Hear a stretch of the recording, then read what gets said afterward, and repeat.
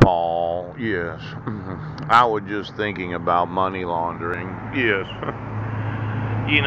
When I was on Guam, we stayed at the Tamuning Plaza, and I had a friend named Manny Mufasa. Pooch. It's just another day in the Navy.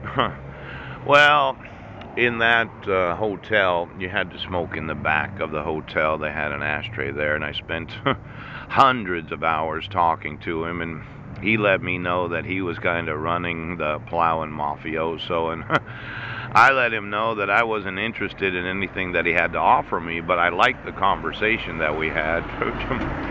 He actually had an aunt that was a nun for 38 years in one of these closed convents. Yes. And we got along really well, except there was an issue once where he asked me, he said, well, how would you money launder? And having worked at the bank, I do know how to do a lot of illegal crimes, but I don't do them myself. The one thing that nobody pays attention to is the actual payments on a mortgage. You could put a $50,000 donation on the mortgage of a church. Yes. And the bank doesn't pay any attention to that because they know that once in a while you get a special gift and then you pay down the mortgage and then you take out an equity line of credit and you need to make improvements, so you take the money back out. Pow.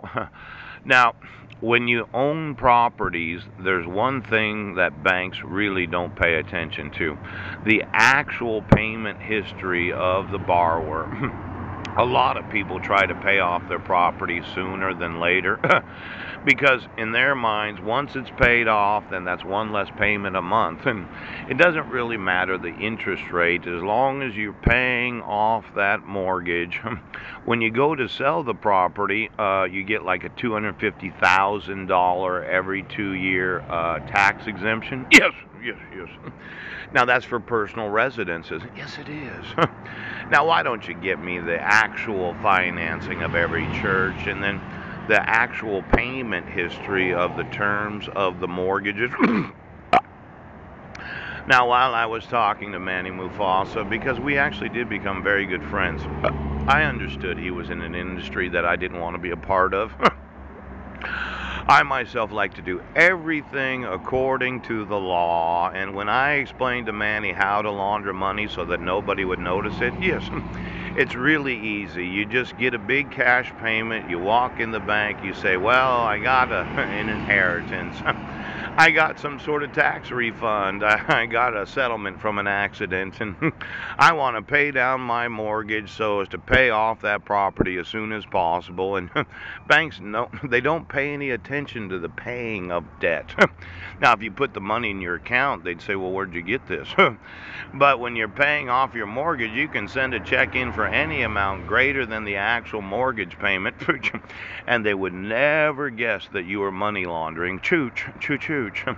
Now, when I was a volunteer at the USO, the United Services Organization, yes, there was a Baptist pastor that was selling one of his properties. Yes. Well, I was talking to this guy, and I think he was in the Navy or the Air Force. Yes. And he was looking to buy a rental property, and I looked at the property and I looked at the payments, and I said, when you work with renters, that's too good of a house to purchase for renting, and I tried to help him out. But it seemed like somebody had heard what I said about how to launder money. Ouch! And then the Guamanian way is, well, everybody finds out what Paul says, and all of a sudden they're making these huge payments on their properties, and then they put it in their own name, and they sell it every 2 years, and they get that $250,000 tax exemption. And then nobody ever guesses that you're on the payroll and you're making those additional payments each month. It was actually my idea on how to money launder. Could you get me the personal residences of every pastor of all the churches that have inordinately large amounts of big payments and little payments and big payments and little payments? Now, when I go looking for Christianity and I look at the way of fucking the congregation, yes, they never account for anything. But as a good Christian minister, pooch, the sooner you pay off that building, the sooner you don't have that monthly payment, pouch. And it is such that you can easily launder large amounts of money. Oh, now let's see here. You own a residence. Yes, you've received a small gift every year. You walk into the bank and you make that payment on your mortgage, and they don't think anything of it because you're paying off your debt. And that's what good American citizens do. They pay their debt off so they can be debt free. The problem is when you start turning properties that's your second residence, is it? That's your vacation home. Every couple of years, you help yourself to $250,000 fucking dollars.